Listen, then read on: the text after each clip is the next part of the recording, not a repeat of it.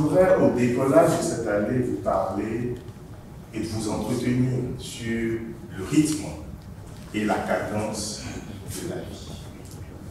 Le rythme de la vie, parce que j'ai constaté qu'aujourd'hui, tout va vite. Le métro va vite, les voitures vont vite. Le matin, nous nous levons très rapidement, nous prenons notre petit déjeuner à pleine vitesse pour aller au boulot et c'est le train-train quotidien tous les jours. Le rythme de la vie, parce que chacun de nous ici, Jean-Luc, Raoul, Franck, Jean-Marc, se sont posé la question une fois de savoir à quel niveau je suis en réalité de ma vie. Est-ce que j'arrive à atteindre mes objectifs? Cette question est si déterminante parfois que je pourrais même la qualifier de vitale pour chacun de nous. Où suis-je au niveau de ma vie? Est-ce que je suis à la hauteur? Est-ce que je suis en phase avec mon ère? Est-ce que je suis en phase avec ma génération? Est-ce que je suis en phase avec mon temps? Cette question, je me suis posé cette question à plusieurs reprises, mais j'ai eu la réponse et je voudrais la partager avec vous. Vous n'êtes pas en retard, parce que se dire que je suis en retard, c'est déterminant sur votre psychologie pour savoir si vous êtes sur le chemin de la réussite ou sur le chemin de l'échec. Je ne sais pas parmi vous qui a besoin que je réponde à cette préoccupation, parce qu'on me l'a dit et ça m'a fait du bien. Je ne suis en retard absolument de rien. À un moment de ma vie, j'étais confronté à un stress. Malgré les efforts, malgré le rythme de travail, malgré la définition de mes objectifs, je n'y arrivais pas. Alors quelqu'un m'a dit, stop, arrête tout, prends du recul, souffle. Et en ce moment-là, tu reprendras le rythme de ta vie et tu pourras atteindre tes objectifs. Et c'est ce que j'ai fait. Alors, chers collègues tous, peu importe votre âge, peu importe les objectifs non atteints, au niveau scolaire, au niveau universitaire, au niveau professionnel, peu importe si vous prenez la décision de reprendre à zéro, sachez que vous n'êtes pas en retard. Même si les chiffres que vous devez atteindre ne sont pas respectés, sachez que vous n'êtes pas en retard. La vie a un rythme et vous également, vous avez votre rythme.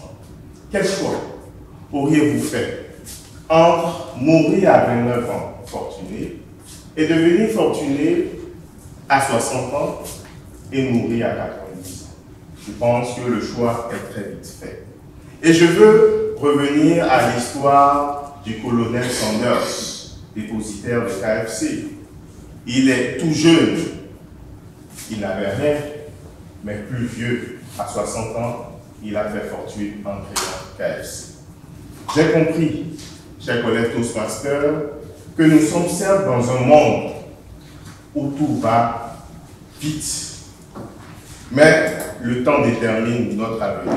J'ai compris que la réussite n'est possible que pour celui qui fait le kilomètre de plus, comme le dit Donald Trump. Monsieur le Toastmaster. Je vais dans un premier temps vous rappeler ce qu'est le langage corporel. Car en effet, la communication, bien que nous pensions qu'elle passe davantage par les mots, elle est aussi non-verbale. Et le langage corporel est l'un des principaux outils de communication non-verbale. Ainsi, si vous voulez faire passer une émotion, vous ne pouvez pas simplement dire des mots avec un langage le plus neutre possible pour pouvoir véhiculer ce que vous souhaitez. Il faut utiliser des gestes. Le langage corporel, à mon sens, se définit par 3 critères essentiels. Tout d'abord, une gestuelle, ensuite des déplacements, et enfin, lorsque l'on observe le visage, on peut déduire quelles sont les émotions que vous voulez mettre en avant. Et pour commencer mon évaluation, je voudrais d'abord poser une question à l'ensemble de l'assistance. Est-ce que le discours de notre ami Franck était cohérent avec son langage corporel? Oui. Oui. Je pense que nous tous, nous avons pu le constater, car en effet, votre discours, très cher Franck Akani, portait sur les rythmes de la vie. Et nous avons pu observer que vous étiez tout à fait cohérent entre ce que vous disiez et la gestuelle que vous aviez. Pour cela, je voudrais m'appuyer sur quelques mots que vous aviez dit. Vous avez dit, je crois que l'être humain est fait pour vivre ainsi, lentement, dans le calme et la richesse de la nature. J'ai pu observer à Saint-Lupin une personne qui était tout à fait détendue, tout à fait sereine au moment où vous prononciez votre discours. J'ai pu observer que le rythme que vous avez choisi était parfaitement calme. J'ai pu observer donc qu'à travers le discours que vous faisiez, les éléments de la gestuelle coïncidaient parfaitement. Dans ce sens-là, je pense que toute personne présente ici ne peut dire qu'une seule chose: vos objectifs ont été parfaitement atteints, et pour cela, je voudrais vous féliciter. Toutefois, ce discours aurait pu être pour vous l'occasion de nous démontrer toute l'amplitude de votre langage corporel. Vous auriez pu, par exemple, nous démontrer, avant de parler de votre rythme, quelques autres rythmes plus rapides. Ainsi, vous auriez pu faire l'expérience d'utiliser une variété vocale beaucoup plus poussée pour nous montrer le dynamisme. Vous auriez pu aussi aller beaucoup plus lentement pour montrer quelqu'un qui est véritablement au repos. Ce sont autant d'occasions que vous auriez pu pour nous montrer ce qu'est réellement le langage corporel. Mais je retiens simplement que votre discours et votre langage corporel étaient cohérents.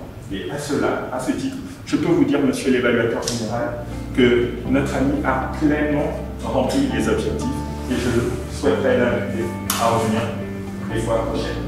Merci. Je vous remercie.